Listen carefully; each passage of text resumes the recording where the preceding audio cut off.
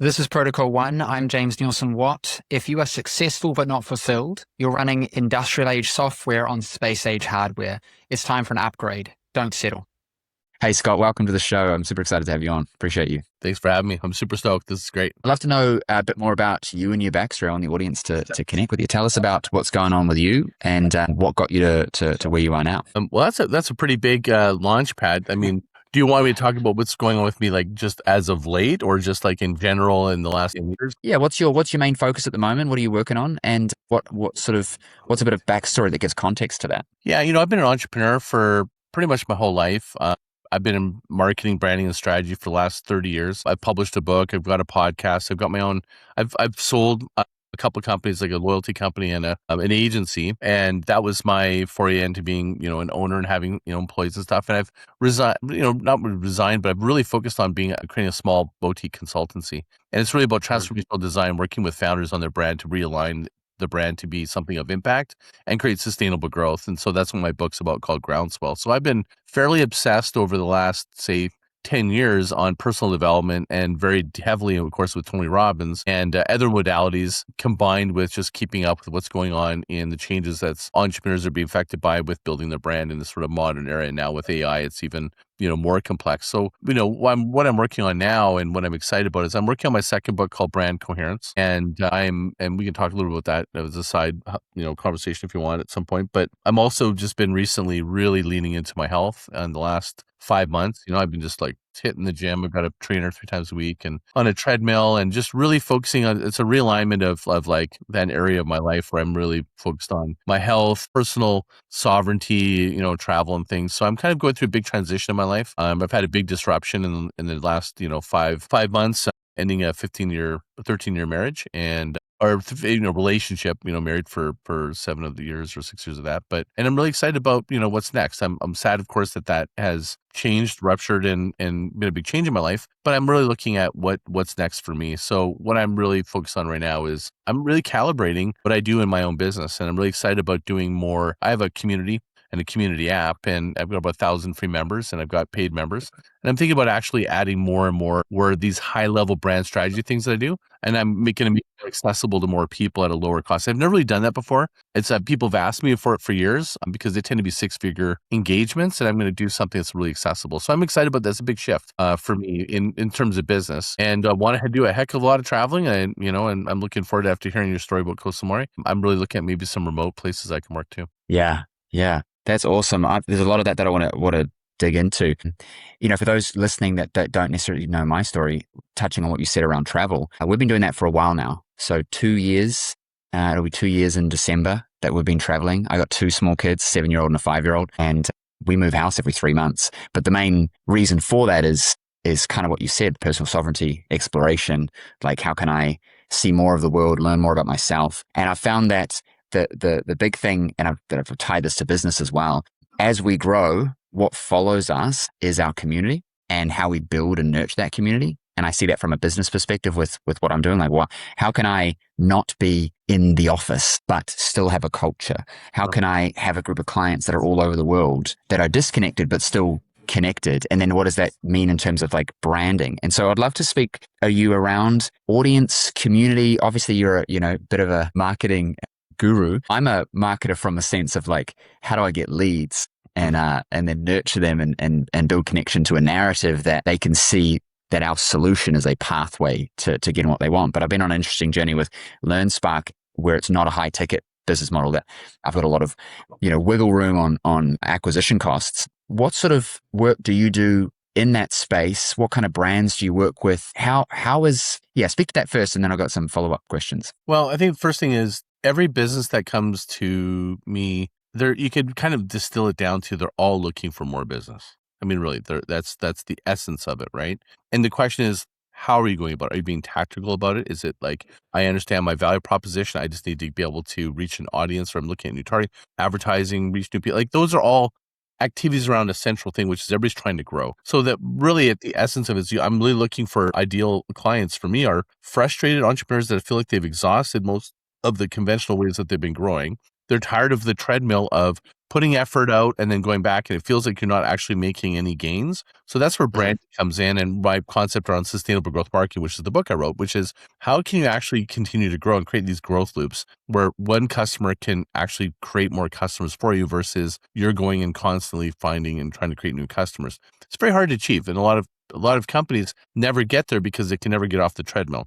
And the treadmill it's a catch-22 where you're going, I have the dopamine of like, I'm spend this money to get a response. But to invest in branding means I'm going to suspend that moment, that response for something that's better, or I'm going to have to invest in the customer experience so that people are willing to talk about it. So it's also, I work with founders that are willing and open to be coached and actually see it differently. And they see that their brand is something far larger in terms of there's two reasons to for your business is business performance and brand value. Everyone gets business performance because your P&L statement, it's like your overall profit margins and so forth. But your brand value can make a massive difference in either the sale, sensitivity to price, attractiveness, less marketing dollars. So to me, it's like, how do you market without marketing is do more branding, but you have to do both. They work together. So to me, that's really the starting point is less about what industry. I've worked in every industry. It doesn't even matter. For me, it's the mindset of I'm looking to fundamentally create a brand value. I want to grow sustainable and I'm willing to do the work. No shortcuts. I'm a recovering growth hacker. I know how to do it. And I realized that actually is it's not sustainable. You build up, what happens, a business owner will go, oh, this is great. We're going to keep growing this. And if you can't repeat the pattern, you're basically you're driving your company in the wrong direction. It's like, it's exhausting, right? So you're rallying your business and your infrastructure around this and thinking it's going to continue, and it doesn't. And I've seen far too many businesses get hurt. And so and it really is, ironically, it's a scaling issue. It's usually internal. It's operational and culture. It's less about what you think, which is the outward market. It's usually where it is. You set some light bulbs off for me. Let's go basic for a second. We've got branding, marketing, advertising, sales. I'd love it if you could break those down in relation to the concept that you just brought up, because what I heard was your brand is, and I may butcher this, it's the intangible equity around story and who you are, and it's the thing that they attach to. Marketing is you going out there and trying to get customers. Advertising is presenting your brand, and then sales is you've now got conversations. How do you get them into being customers? How do you see those things? Are they all the same thing? Are they completely separate functions? They work together. There's the analogy of what's a brand in marketing is the circus coming to town, right? It's like an elephant going through the town. That's marketing. It's like the ticket booth is the sales. The elephant pushing over the garbage can becomes news. That's PR. It's like they all kind of intrinsically work together. So if you want to simplify it, it's like brand is like foundational. It's who you are, what you stand for, and ultimately it's the reputation. It's what other people say that you are. It's not what you say. If people buy from you based on the values and the value you bring, so that's value proposition, that's inside of brand. But ultimately, at the end of the day, it's about what you deliver. It's the feeling that people have. It's the essence of the brand. It's like what you stand for. That to me is very different than marketing, which is activating people to be aware or take action on an offering that you're creating. You can call it strategic, but it's really tactical compared to branding. Branding is over time, a brand can be ruined through an activity. All the equity you build, it's called brand equity. But you build brand is through reputation. So everyone has a personal brand. Think of yourself as a brand, right? What people say behind your back is what your brand is, not what you say you think you are. People go, personal brand is like, I'm going to go build a personal brand. Well, the best personal brand is being remarkable and being reliable and being respected and have a reputation. The reputation you have is really what a brand is. If you ultimately want to kind of explain it. So, but why does that matter? Someone goes, well, we have a good reputation. Well, brand value is created in the mind of the customer, and you can shape that based on the activity. So an example, let's take a brand like Starbucks. Where does the brand actually live? It's not necessarily in the logo. You can say it's the brand experience, is the space that they create to create these personal spaces. But where the rubber hits the road is the caliber of the people and what they say when they're interacting with their customers. It's the culture. It's where the rubber hits the road, right? So in anyone's company, that interaction that you have with your company, that is a form of the brand engagement. That is what the brand is. Marketing is going out there and come to the store. Brand is actually the experience that I have and how I feel when I leave the place and tell someone else. So to me, brand is a powerful mechanism it's underutilized because I think a lot of people focus on the marketing because they're focusing on getting people in the door. They don't realize that once in the door, you want people to remark about you, aka be remarkable. So the more remarkable, there's a great quote, which is called marketing and advertising is tax you pay for being unremarkable. So be remarkable. And so the reason I've been falling in love with this is Peter DeMantis was at a Tony Robbins event and he says, if you want to do something remarkable, I think he used that exact word, and something that was fulfilling for you, because he does all these big moonshots, he goes, solve an unsolvable problem. I thought it was such an interesting statement. I've never heard him say it again. I remember at the one event, he said that exact word in that sequence. I was like, what is it for me in marketing? I was like, how could you market without marketing? And the answer is branding. The answer is in the formulas of these brands that actually lead with values. They lead with these unconventional ways that are focusing on the emotion and aspiration, not the function of the brand. So there's functional, emotional, aspirational. Those are the layers. Think of it like a cloud layer. Everyone, if you don't have something that functions, meaning I save time, save money, you don't have a business. You have no value proposition. That's called table stakes. It's not commodity, but it's table stakes. But emotion is when we go, well, this has an aesthetic, this has a feeling, this made me feel. Those emotions are where you move up in the brand and they have a feeling about it. Aspirational is like Tony Robbins. It transformed it. Think of Uber. It transformed what we thought cabs could be. When it's aspirational, making you level up, become better. I buy the software, it makes me become better, whatever it is. If you can blend your brand to kind of touch on those pieces, now you have a brand where it's a high value, I'm emotional about it, and it makes me a better human. Now you've got a brand that people want to talk about and grow with. Red Bull. It's not an energy drink company, is it? It's a media company, but you buy the drink secondary, I guess. As you were saying that, Red Bull popped up for me because I'm like, what do I feel in relation to that, and what do I aspire to be, or what aspiration, component is there to it? And I go, well, if I'm someone who's into adventure sports or motorbiking or whatever, it's like I want to be pushing limits. I want to be Red Bull. You know what I mean? Red Bull racing. I also watched another video on social media. It was just dudes jumping off something or doing something ridiculous, and They just had Red Bull helmets on, but you immediately were connected to that. And obviously you nailed this because this is what you do and you're great at it. But when I say it nailed, it's like in my mind, the brand is that underlayer. You can create a brand, but that kind of births it. But what the brand becomes is how, as you said, the company's showing up consistently in the perceptions of the consumer, because the brand is not the front-facing thing so much, is it? It's after that. It's the taste in the mouth after, right? Is that kind of what you're saying? Correct. And that's actually my title of my book is called Brand Coherence, because Red Bull is very coherent. Here's the coherence. Tagline, Red Bull gives you wings. What were you just talking about? This thing makes me feel like Red Bull. When I'm watching Red Bull, these people are magically doing amazing things. And when I drink it, I'm borrowing the equity from that. That's coherence, meaning they aren't just going, Red Bull gives you wings, and they don't follow up with it. They put a man from the moon that comes skyrocketing into Earth or something. Like, they do this crazy stuff, right? Like, they literally embody it. They have got the wing carts that they do, literally giving them wings to see if they'll fly. Like, they are so coherent with their brand. So when something's coherent, that's what we're looking for. So this is probably the biggest thought about brand that's shifting, that's going on today. It's the concept called tidal shift, right? Tidal shift is my concept of explaining what's happening and why coherence matters. We're leaving the age of attention and we're moving into this age of trust and coherence. And right now we're in the trough of mistrust. Why? Because marketers are liars. They're over embellishing. People are not coherent. They're saying one thing, but they're not doing another. Influencers had a collapse of them because they were representing something they didn't even believe in, but they're being paid. We don't trust that. We don't trust influencers. We don't trust marketers.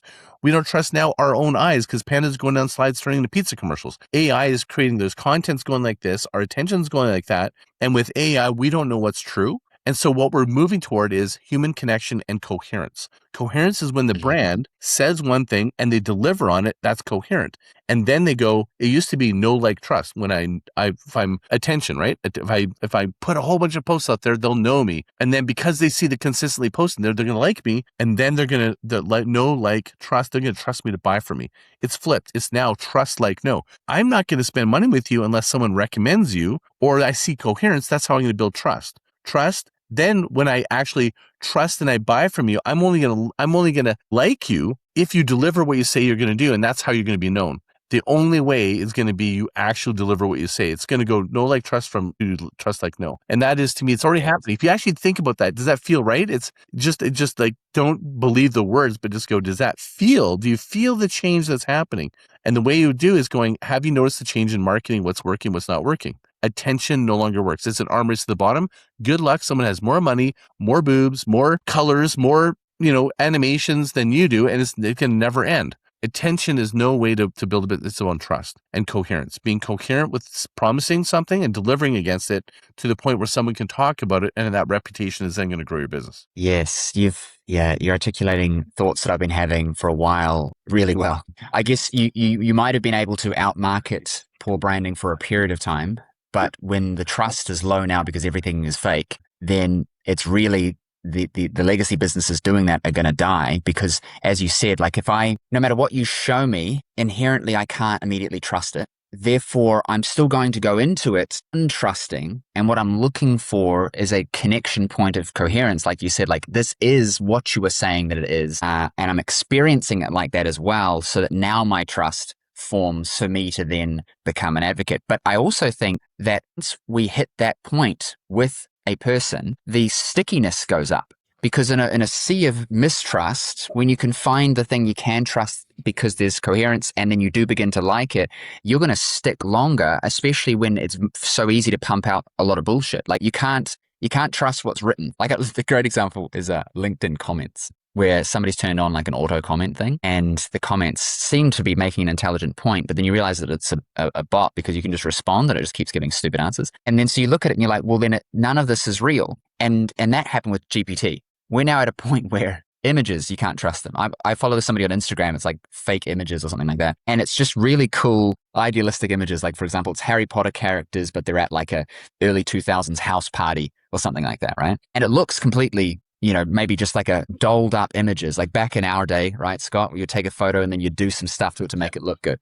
It maybe just looks like that. And so we could, if we didn't know AI, we could look at that and go, well, that's real. They must have done a photo shoot, at the end of the shooting or whatever. Video is now getting very close. And I get so many people sending me stuff and I'm like, dude, that's not real. That's AI. And like, what are you talking about? I'm like, dogs and deer are not friends, or, you can see it that the person's got an extra finger or whatever. And so that trusting what we see is going to be gone. Our default now is this AI? And you'll notice there's a rise in headlines that say, this is not AI. Why? They want you to trust what I'm posting. So someone's got a regular picture of a lake and they're going, this is an amazing picture. This is not AI, I promise.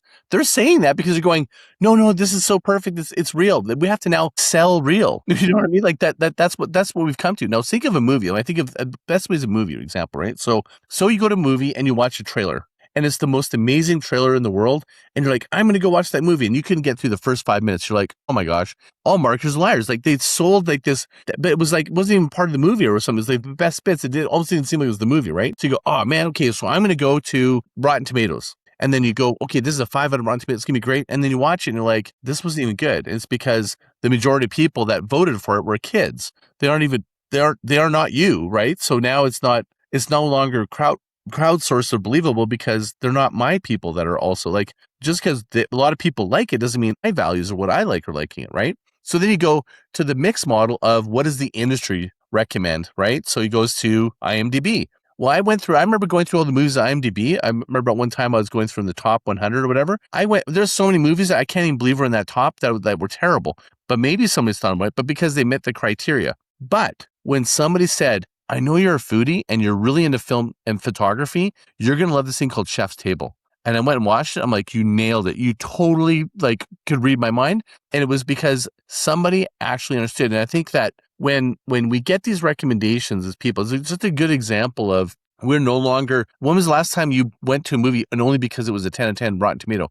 They still exist, but they largely are becoming desensitized. We're not trusting Google reviews. We're not trusting the comments on LinkedIn. Even that stuff is being, so now what is left? Human conversation. I believe you're a human. You know me. That is going to be the ultimate level of trust. So if you can do that with customers in business and in life, or you want to make an impact in the world, create a word of mouth strategy that's going to be worthy of people to remark about. I've been saying this for a long time. The only thing that's going to be left is human experiences. Because if I can put myself into a picture of being at the Eiffel Tower, and it looks real, everyone believes that I was there. If I can put on virtual reality glasses and be there, and maybe the technology gets to the point where I feel like I'm actually there, right? I have a Red Bull experience, but I wasn't actually on the plane. The only thing left is that, well, that's cool because I can afford the technology to allow me to have that experience, right? But at some point, it's so accessible that the only thing left is just to go to the Eiffel Tower, right? And so I predict that we go through this burst, and we're in it right now, burst of technology and new things, newness, for us to go, yeah, this is dumb. And we end up having, people wanting movie theaters again, people wanting conferences where there's actual people there, people wanting actual communities, people asking actual experts rather than just another ChatGPT thing. Because people are going to always want people. We didn't like certain aspects of the people's stuff, so we then diverted towards the fake, but it's not going to be fulfilling to us, so we're going to come back around. That's how I see it. You're going to have two groups of people. Those who are just like, I've got an AI girlfriend, I've got a robot, and then people living in the real world. And for us as brands and businesses, creating connections with real people, communities, is so important. So my next question, without necessarily, expecting you to give us a full rundown here, how do we start a brand? How do we birth a brand? So when I first started doing branding, I call it outside in, inside out. Okay. So outside in is how most people, when they go to business mastery, they go to do a brand, they go, what does the market need? Let's go look out here and go, what's a SWOT analysis? Like that's how traditional branding and marketing is done. Look out here. Where can we fit in? And so that works. And that's why it's been around. But I actually like it inside out, going, what are you birthing? What is the gift you're giving the world? What's your give? What is the essence of what you have? Because I believe the market is now a global market, and you can be as weird and as nichey as you want to be. And I give the example of my TEDx, which is, if I told you this one group of people they're into heavy metal, and there's this other circle of people that love knitting, there's probably a good chance that these don't go together, right? Like people that knit and but there is a group called Heavy Metal Knitters that has 30,000 members. Why? It's so fucking narrow and nichey that it's so interesting. Like that should kill anybody going that I'm too nichey with doing this. That's why if you start with the inside up, it's weirder the better. I think that we're looking brands for tomorrow and going forward. Like, how do you build a brand? Well, you can do outside in or inside out. And I like inside out, meaning we're going to figure out what are we giving the world? What's the value we're going, and we're going to find our people. That journey of think of what's his name? The guy that wrote the book. I'm just reading it right now. He's got the beard. You know, the guy that's like, he looks like a wizard. He worked with AC/DC and stuff. I'm trying to think what his name is again. He's a famous guy, the artist way or whatever. So anyways, he talks about this all the time. Build something, create something that you want to bring to the world. Don't worry about if there's a market there. Like Metallica doesn't go, I'm making a song for the fans. We're making a song that we want to play. We don't think about the fans. The fans don't know what they want. Like, we're not, like, if you think of that, like, if you believe in something, so the best brand to create, I think of it as scratching your own itch. Most people try to build a brand based on an opportunity. Well, that opportunity is not going to be sustainable for you. But if you have an itch, like I think of the example of the guy that invented the wetsuits, Jack O'Neill. The reason wetsuit neoprene was invented was because he just wanted to surf longer. So he made a wetsuit, he scratched it, and they ended up he created a whole industry. That's an example of he scratched his own itch. And I believe that if you want to give birth to a brand, what problem not only are you solving for the world, it's even better if you solved it for yourself first. That is a powerful brand, right? Going, I know how you feel. I felt the same way, but I bring into the world this gift. That's why the hero's journey is so important. I learned something, I went out, and I'm bringing back the gift to you. I know because I went through that, I'm going to help you. So that, to me, the best brands of impact have that essence of the hero's journey and scratching their own itch. If I'm really honest, there's other ways and other reasons, like meaning there's just a market. It's like you're either creating demand, meeting demand, right? So I'm building a brand to just meet existing demand. That's outside in. Or I'm going to create demand. I'm going to go inside out. And it's harder in some ways because if there's this is hard for brands because they go, there's no proof that there's a market existing. That's how like brave brands are the ones that go, I know, but this is what we're going to do. Patagonia was in their own category. They were risking things like we're not even opening on Black Friday, because they want to stand for something. So when you have a brand that stands for something, has values that's going to make an impact in the world, if you don't stand for something, people want to buy into you before they want to buy from you. Like from Public Enemy, that's one of his quotes, right? So think of a brand as like, what are the values and what do we bring to the world and what do we stand for? we might be standing not for like trying to save children. It could be, I stand for people not waiting in line longer. That's why I built this product for you. That could be what you stand for. I'm over people being bored in lines, and I create a product for you. You know, like, does that make sense? You're giving birth to a brand that's solving a problem that you believe you can bring. Those are the most powerful ones. But there's so many different ways to give birth to a brand. You can give birth by brand by just putting a name and going, this is a brand. I mean, someone's going to argue that, and that's kind of true, you know? But it can be a meaningful brand. So that's the thing is, what is it? What kind of brand, right? Well, I think the thing that I heard in that was you have to be solving a problem. Like if you were to just birth a brand about a thing that's super niche and you just think it's cool, it could randomly catch on because there is some itch, some itch to be scratched, so to speak. But if you're starting at least from a principle of I'm in pain about a thing, and so I make a thing, then you have customer number one. And if there's customer number one, there's going to be customer number two, especially if the brand is good and makes sense, because others who are adjacent to that itch, maybe they're not a complete target of that itch, are going to go, you know what? Yeah, that makes sense. And I want some of that. So the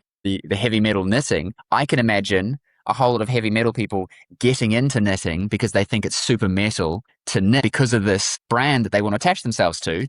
Right? Yeah. Or there's a whole lot of people who knit who are like, this would be kind of hardcore if I did some heavy metal knitting, right? So there's an overlap in that. And you spoke about it before as like brand equity. When you drink Red Bull, you are ingesting the equity of like, maybe I'm going to get wings. And so I don't want to get too distracted here because I want to come back to what you said, but Monster Energy versus Red Bull have a different feel. It's a flippin' drink. What's that water that's in the States? It's in the big beer cans. The poison water, whatever it's called, the liquid death. Yeah. Yeah. It's water. So what am I buying? Flavored water. Why can't I buy that one? But I will, and I'm a bit more sort of perceptive. So I will literally walk into open the thing, right? And I'm looking at it and I'm like, they're all water, but I'll pick the water that I want. Even if it's just plastic water bottle, like in Thailand.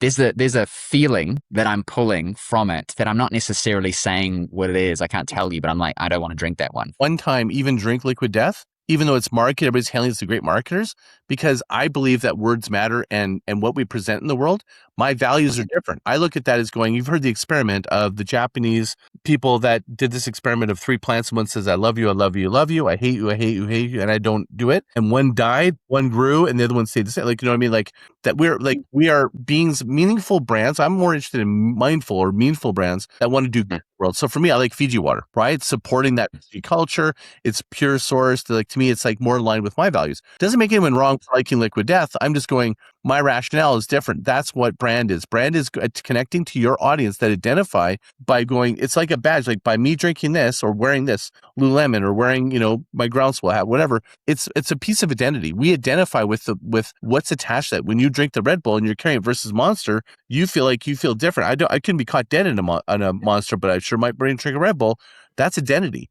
So what you've done is you've created values, a set of values and identifiable markers that go, when I spend money with this, my money is going to connect to my identity. That's why people are really pretty, they can be pretty hardcore about the brands they want to support. Well, there's an Instagram page that I follow because their content was kind of cool. And I liked, because I've been looking at branding because of our education platform that we're building. And so I've been thinking about brand, right? And what are we? Are we a homeschooling platform? Are we a private education platform? Are we an infrastructure, etc.? And all of that carries a different application and therefore a different story. And, and sort of figuring out who we are has been sort of top of mind. But there's this page. It's a fan page for white Monster, like the Monster Energy drink, the white one, because there's a subculture of Monster drinkers that drink the white Monster, and there's like a whole, narrative behind it.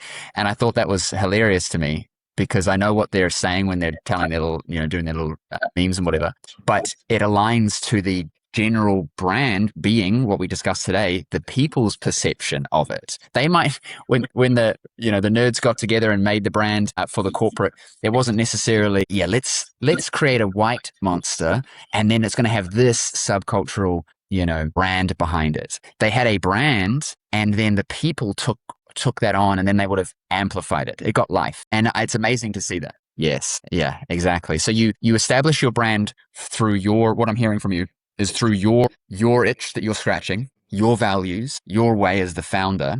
That's birthing the brand. And then the coherence, the consistency, the context passes that on to the market. And then the brand takes life and is fed by people's experience of it, from your social media, the news, usage, the people they talk to, the results they get or don't get, et cetera, would be fueling that brand, right? Yeah. Like when I started, I said culture, right? Remember I said culture is where this always goes back to that is, do you ever see the movies Toy Story? So he's in New York, he's this innocent person and like, he believes everything, right?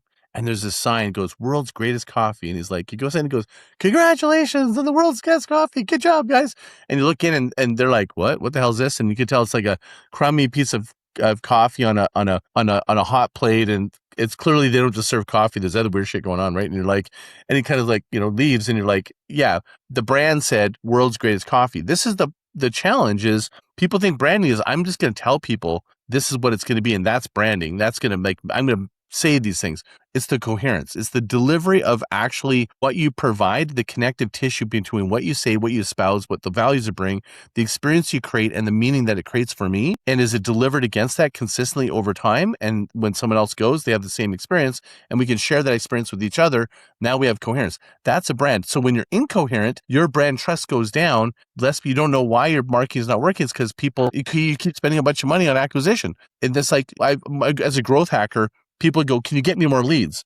You know what the first question is? Why are they leaving? And so that's the first thought is, how do you create a brand that people don't want to leave? If it's possible, sometimes you can't build a brand. Like a Pet Rock is a brand. But where are they now? It's because it is a brand. Like you can argue that was a brand. I mean, I even know that's it's probably trademarked and stuff, but is it a sustainable brand? That is the bigger thing is, what kind of brand are you creating? The bigger question is, who are you? What do you want in the world? And what's your outcome? What's your epic outcome? If your outcome is to just make money, you probably don't need to build much of a brand. It's more about marketing. If you want to build something that's lasting, you want something that has more brand value and also sellable value, and it can cost less money over time, and it's provable, it's going to create a higher valuation, and it's going to be less marketing over time, then you want to build a meaningful brand. So it really depends, like when you say all these questions about brand is, I don't want to make all the people wrong when they go, well, I'm going to slap a logo on this and call it a brand. I mean, technically that is a brand, but what it says about you is, I don't give a shit brand, versus the person that goes, every color was fawned over. This is this logo is something that inspired me when I was in Koh Samui. And then it gave me this idea and I did a plant journey and it did this. And there's a whole story to it, whatever. That to me is what people want, is meaning. What we're missing in this world is fast is no longer a flex. AI is killing it. I wrote an article that human effort is going to be a new element of value, because we're going to value when we think of a book. If I said this took me 4 years to write and I wrote it myself without AI, but if I said I'd got one in 4 hours, you put the book that took 4 years versus 4 hours, which are you going to value more? It used to be speed was a flex. It no longer is a flex. What matters now is effort and meaning. We're going to care about that Michelin star chef that goes, this goat cheese came down the mountain of Mongolia. And then and let me tell you, this is my mother's recipe. They tell those stories because it creates meaning and it makes me savor it more, and creates the value goes up. That's our humanity. It's always been the case that if we're attached to the thing, we value it because they could have made it a more efficient way. But by the mere fact that they didn't, if I'm connected to that, then I value it. The goat cheese, I went and got it and I brought it down. It was, a monk did this and blah, blah, blah. If that matters to me, then I'm going to go, that's so valuable. And if it doesn't matter to me, I'm going to go, why didn't you just go get it from the local goats or whatever? And so, I think the thing we have backwards is, you're right. Everyone's trying to... They're going, look at this technology and how much easier it makes it. So the standard's gone up. Like having a shitty website, there's no excuse now, because you can just go, ChatGPT, make me a cool website, and it's like done. So the default will be a certain quality of quote unquote website, as an example. And once that is the norm, then there'll be the irony of the shitty website, quote unquote, because now I made it, and it's got a story, and So there was a time I did high production film production. I used to do heli skiing filming, and I had a documentary film company. And there's a time, like it sort of happens now, where it's like people don't care. They just rather it be real. In fact, commercials were faking handheld cameras because they wanted to feel more real. Why? Because they felt they could trust it. They couldn't trust the overproduction. Well, it'll sway back and forth. I think at the end of the day, even Apple uses efficiency every way sideways, but where do they create meaning? They create meaning in the essence of what this means when you work with the Apple computers. You're going to be creative. You're going to change the world. They try to create the brand experience by opening the packaging. Like when people think of this Michelin star example, they kind of go, well, I'm in the fast food, burger business. That doesn't mean that you have to make Michelin star meaning in the burger. It might mean in the way that your customers greet, your guests. There's an example that I'm going to share with you that's really cool. There's this burger joint in the middle of America, and it's lined up around the block at lunch. And Jay Bear told me the story. And he goes, Jay Bear's an author. He wrote Talk Triggers. And Talk Triggers is an actual manufactured way that you create word of mouth. And all they're doing is a parlor trick. You go up to order the burger, and they go and they put a deck of cards after you order, and they go pull a card. And if you pull a joker, you get a free burger. That's it. That's the gag. Why is that cool? Well, you go to, you're a blue collar worker. You go, I went to this place and they pulled these cards out. It's a story. Or you go, hey, I see you went to Jack's. Did you win? Yeah, I got a free burger. Or, hey, I won a burger. Like either way, it created a talk trigger. It created a reason to talk about it. That one's a parlor trick, but that's actually creating a brand around an experience that people can talk about. So it doesn't always have to be the Michelin star example where like you take care of every little piece. That's an example where they're clearly lowballing everything, but they did actually understand how to create a brand that people talked about. Unfortunately, I think it's a crummy idea because they're not talking about the product. They're talking about, did you win? But it's still, that's why I call it a parlor trick. But it's a really good example of like how you can create word of mouth without necessarily creating the best product in the world, You said something before about world's best coffee, and I had a interesting thought. You can be the world's best coffee because you are. You can be the world's best, and that people find out about it. You can be the world's best coffee because you tell everyone you are, and you just have to keep marketing, and then they'll find out. And then you can be world's best coffee because you're not actually the world's best coffee at all. It's terrible, but that you develop a cult following around some other aspect of the brand, and now there's an identity, and everyone's like, yeah, we go there for the world's best coffee, and they all know that it's crap, but that's kind of part of the thing.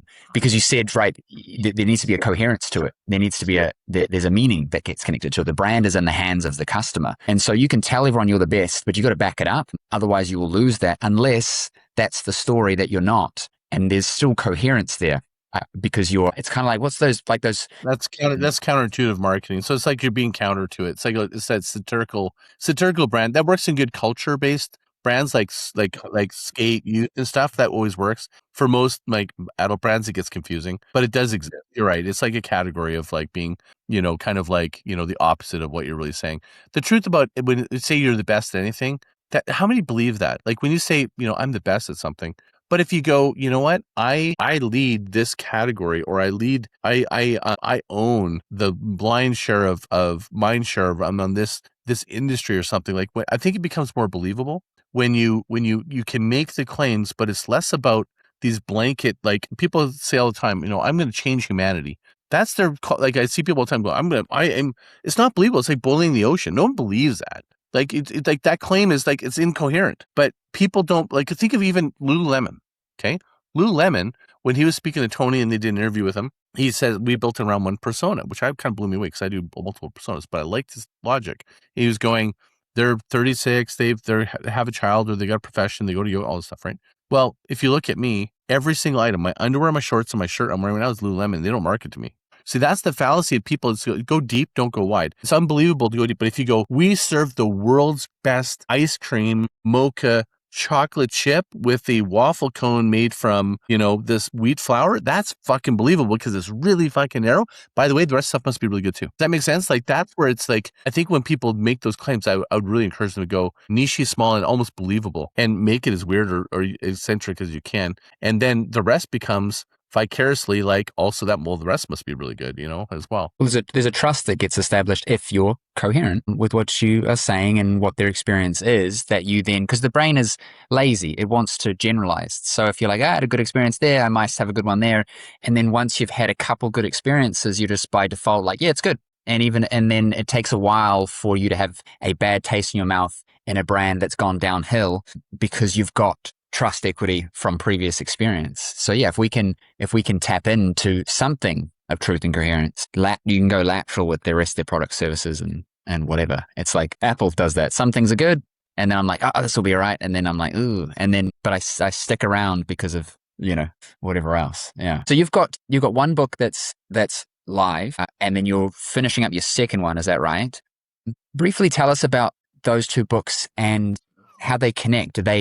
Are they sort of sequential in your learnings, or are they, adjacent to each other? Like how do they link? Do they link? That's funny you'd say it, because the book I was going to write is called Title Shift, which is basically, it was going to be, I have books sequenced out: Groundswell, Title Shift, Wavelengths, and Tsunami as my 4 series books. I decided to skip over the next series book to focus on brand coherence because I knew it solved the problem right now that's occurring with AI. So to me, I was like, it's far more important and it's more directly related to the work I do. So the other ones are kind of more like it's more of like, let me see the future, let me show you what things are going. But brand coherence is really, how do you market in the age of AI? And think of it like this: how, like when you think of how do you create coherence when you used to do, back in the day, in Mad Men days, it was the copywriter and the creative director. You had TV, radio, everything it was called a brand Bible. It was directed, organized, and it was about rules. Then the .com came and it became a brand guide, which is, we had to adapt our brand to be able to work in, interactive. It had to be flexible. We had spinning logos and different things. So it was a guide. It's like guidance. And it was no longer the creative director and the copywriter. It was now agency, bigger group, collaborative. So you had to kind of guide to have a little bit of wiggle room to apply in different brand applications. Well, now we have AI where people are no longer the agency is controlling. Someone's going to create an AI to create something that's on brand that's going to be posting, or the CEO is on LinkedIn, the engineers are on TikTok, and we've got the front staff that are doing Instagram stories, right? And how do you make it all work together? It's coherence. So think of it, I think the new role of a CEO and a we'll call it a brand manager, it's like a DJ. It's like reading the room. You need to you may have connective tissue between all of it. Like you're reading the room going, we're losing people in the back of the room. We need to change the music. Like we need to be so intimately connected to the response and the connective and the thing, what people are saying across the board, and make sure it's all connecting. So the way you do it is you actually got to create a framework around your culture on how they say what we stand for. And I call it the brand mantra. That's the easiest thing to be able to scale your brand. And this is a takeaway for anybody. Brand mantra is, what is the feeling you want to have at every interaction? So if I gave the front receptionist the brand guide or the brand Bible, and like, they're probably not going to read it and they're not going to understand. But if I go, listen, if our customers feel this way at every interaction, we want them to feel loved, inspired, and excited about coming back again. That's the feeling I want you to do. She can apply it in the way that she sees it versus the person that's doing a TikTok versus the person that's doing the thing. As long as we're all looking for the feeling of delivery, we all share the same values and we understand the value proposition or what we're trying to communicate. That is very hard to do because you're dealing with imperfect humans that are using AI and there's all these variables that are now exponentially going. So you really got to go, does this all make sense? That is, in this age of what we're doing, it's never been harder to create brand coherence. It's never harder to create trust. It's never been harder to create a powerful brand that people understand, because you no longer have control. It used to be not only what the customers think, now it's what is the brand, does the culture think it is? Does that make sense? It's like they're now expressing the brand in every conversation, every TikTok, every message. And so the importance of internal branding has never been more important. I think this is the new era of branding. Isn't just external, it's internal as well. Yeah, I've done advisory work and consulting and coaching with over 1,000 entrepreneurs at this point. And the biggest thing that I see in their businesses is a lack of culture in their teams that spills over into everything else, because the culture is there. As you said, the brand is there. Your brand, to me, it sounds like, what you're saying is what I would say maybe is brand was initially the external perceptions, and culture is the internal brand. It all is one coherent, to use the same word, thing, because how your team shows up is either by design or it is happening anyway. Like the culture exists is what I would say to people in their companies. It's just either you are controlling that and leading that, or it's just happening. And then that flows over into the experience. So your marketing can be great and maybe there's a good brand perception, but they have that interaction with a front desk person or interaction with a sales guy or whatever that's off brand. It's not coherent to the brand. It breaks the experience. And if they have enough of those, they'll lose any equity that they had. And I've seen that a lot where companies just start to slip on what they were doing that got them to where they are, and the trust that developed with their audience and their customers. And it starts to drip away because they tried to scale and they did it dirty, or they removed things, or they tried to optimize for margins or whatever. And they lost the little things that mattered more than what is my cost to acquire a customer. Because when we're thinking about our numbers, it's more than just it cost me this and they paid me this. Because as you said, first, before you say, I need more leads, it's why they're leaving. Because if everyone that you attracted in stayed forever and bought everything you had and you just had to keep making stuff, that's a pretty easy business. Apple's a great example of that, where people stick and they buy more stuff and they manufacture the stickiness by making it hard as shit to, have not an Apple product.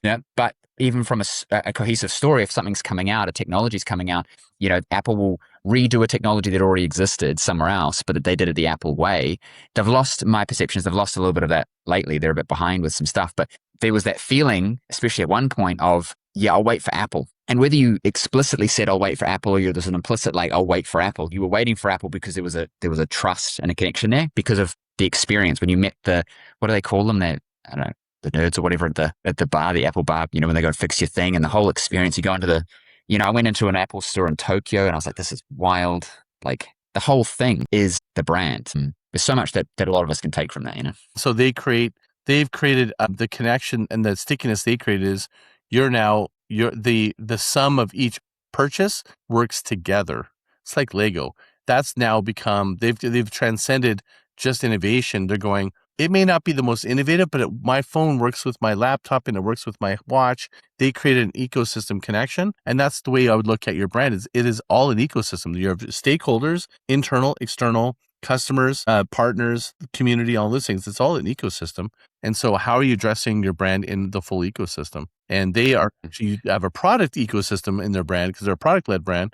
And theirs is, it works together. It's no longer they're just the most innovative. I think they actually have probably focused more on the integration. That's why they're so successful, because I'm like, darn it, I can't go to a different one because it won't work with everybody else. They've got so much market share, they can shift into not having to be so innovative. I don't know if that's true, but that's my perception. I guess too, when it comes to marketing, with AI, you can redistribute and recreate your content to fit into whatever platform you want, which when we're talking about brand coherence may not make sense if you haven't actually strategized about the audience that's there and how it's being presented. Because if we're talking brand equity and then they have they're looking at your stuff on Instagram and then they see it on LinkedIn and they're in a different identity when they see it, and your brand works on Instagram, but then you've just repurposed it over here, they're going to have a potential negative experience of your brand because of the identity they view it through.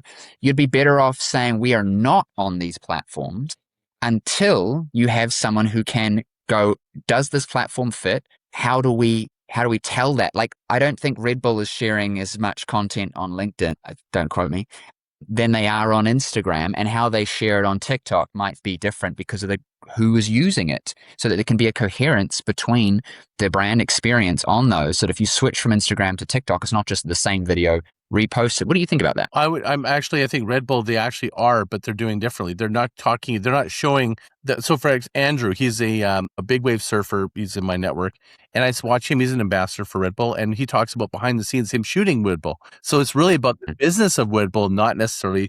But yet I know that thing, the wave that he's talking about, I got a snap of it, but him behind the scenes. But it actually on YouTube, it's actually totally different because it's actually showing the shot. And on his Instagram, it's showing the close-up shots of his best shots of it doing it, tagging Red Bull and Red Bull sharing. They're like, so I think that context matters. When you syndication, the reason people syndicate is because they think you're going to barf it out everywhere. But what's the point of subscribing to multiple channels? One of the greatest growth hacks from growth hackers is, how do you get people? It's called cross-channel migration. Okay. So if you have someone this is a really great growth hack, by the way. So if anyone's listening, steal this away. Okay.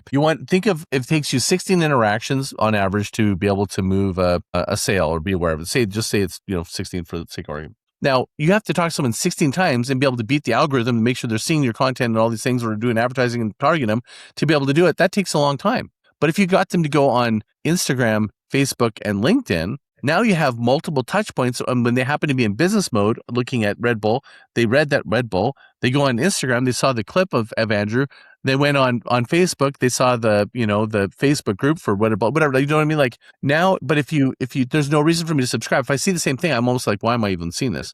But if it's in context, because I'm in Facebook about connection. I'm in Instagram to be wowed with a clip, and I'm in YouTube to watch the long form, and I'm on LinkedIn to do business. Now, if I want to subscribe to all those, now you're shortening the amount of attention to be able to create an impression. And to me, that is a great hack. It's like a great way. So people miss the boat when they go, what I used to do is go, as soon as they're on one channel, I'm like, hey, by the way, I got another party over here, and here's what I'm doing over there. So, as you said, because why would I subscribe to you on LinkedIn? Why would I subscribe to Red Bull on LinkedIn if it's the same stuff? I wouldn't. And so if it's different stuff, it gives me a reason to do it if that aligns with something I care about. So I might love Red Bull and follow them on Instagram because I love that thing, but not do it on LinkedIn because I don't care about that stuff. Or I might do. But if it's the same content, just kind of repurposed, then it's going to actually squash that. I'm not going to dig into the Instagram because I can kind of see it anywhere. Yeah. Doesn't make it special, doesn't make it unique, doesn't make it different. That doesn't mean I don't use, so for example, I'll post I use the LinkedIn subscription. I have my newsletter called Wavelengths. I'll share the wavelengths in Facebook, but when you click it, it takes you to LinkedIn because I'm naturally creating. This is interesting. I'm pushing people. Moving energy across platforms is a bit of a Jedi trick for branding and marketing. The key is most people don't have the discipline or the content ability to do it, but with AI, it's totally possible. It comes down to a decision, and you just really got to get clear about what you're saying on what channel. It seems easier. Everybody's going, it's easier now with AI. No, it's gotten harder. It's never been easier to create and post, but with all the noise, it's never been harder to get attention, trust, and to be known in a way that people are willing to actually believe and connect with you. It's no longer why we buy, it's more why we care. You would have seen that with that on Instagram, at least the Kumar method. You would have seen that go viral for a while. Did you see that? That guy, he came out and made one post, and it was this older Indian guy. And it was basically saying, I'm going to become the biggest financial influencer or whatever. And like, finance bros, I'm coming for your jobs. I definitely recommend you go and check it out. He went ridiculously viral and got 1 million followers within like a couple of weeks off of posting a handful of posts that were all aligned perfectly. When I say scripted, I mean everything to clearly build this persona. You wanted to know what was going to go on next. You wanted to see how it was. It was going wildly viral, millions of views, etc. They've kind of, I don't know what they're going to do now. They've sort of dropped off a little bit. We'll have to see how it fleshes out. But for a while there, captivated a bunch of people in kind of this entrepreneurial space on Instagram, and everyone was talking about it because it wasn't how do I put more stuff out there. It was the narrative that came with it, the intrigue, the branding. There was humor involved. Everyone wanted to share it, and so it just blew up. And I thought that was quite amazing and speaks to what you were talking about. Purposeful content that aligns with the brand that you're wanting people to feel more than, because as you said, it's so easy to make stuff with AI, but we're going to have, they talk about dead internet theory and whatever. We're going to have just so much stuff that it's not going to matter. And there's going to be too much to consume. And so we're going to go back to what is real. What do I connect with? And as you said beautifully before, trust, like, know. Because I grew up on the same thing over the last 15 years. Know, like, trust. They're going to know me, then they're going to like me, and they're going to trust me. But that has shifted when you can just make a billion pieces of content. It's like clipping. A lot of these streamers and various personalities, they pay clippers so much money to clip their content and try and grab as much attention as possible. But if there is not, if there isn't a cohesiveness to it, if I'm not connected to them, it doesn't matter how many times I see them, I just don't care. We're beyond just exposure being the metric, Yeah. Like, I have to look at that example you gave. My suspicion is it happened to hit the zeitgeist or the cultural movement of the time, and that's not sustainable. That's kind of where I kind of sway away from. It's captivating in a moment, but it's not really captivating. Captivating content means I want to be curious and I'm connected to it, like in a way that's really captivating me. So maybe that is going to be the beginning of it. The question will be, can they sustain it? Then I'll be like, I really want to hear the story, because I'm over the viral stories. I could give a rip, because that doesn't do me or any entrepreneur I talk to any good to hear about the stories about viral, other than, wow, good for them. They want to know, how can I create sustainable attention? But it's no longer about attention. That's the thing, is you just got to flip your head out of the attention thing and go, how can I build trust? Change the question, you'll change your business. How do I build trust? This one, it'll be interesting, and I'll chat with you after when you have I'll send you the link and you have a look, because what I saw them doing really well was building towards that. And then what I saw them do was shift it to where it maybe wasn't that original guy that was in the video. Because when I was looking at it, and everyone's doing these breakdowns of why they thought it was really cool, I saw it as there's this old dude who has retired from accounting, has seen stuff where people are learning bad advice and have to pay for things. And he's just going to start giving away actually good advice. And so we're all both hyped for what was being shown to us because it was really done really well, but also hyped because it was like this old, like my wife's Indian, this old sort of Indian uncle. He had the accent. It's like the whole thing. It was like immediately there was this trust aspect to it because you're like, oh, he's going to teach us some good stuff and he's doing some cool, modern hip things. He's got a really good editor, right? And that was kind of what the feeling was. And so we're all looking forward to that. And so these latest videos that have come out where it's other people and there's, we don't quite know what's going on, is the feeling, you can see it in the comments of like, we don't want this jacked Asian dude telling us about influence. We want to know what Kumar thinks about what I should do with my finances. And so there was this, we'll have to see, but this moment that I'm observing of like the coherence is broken down.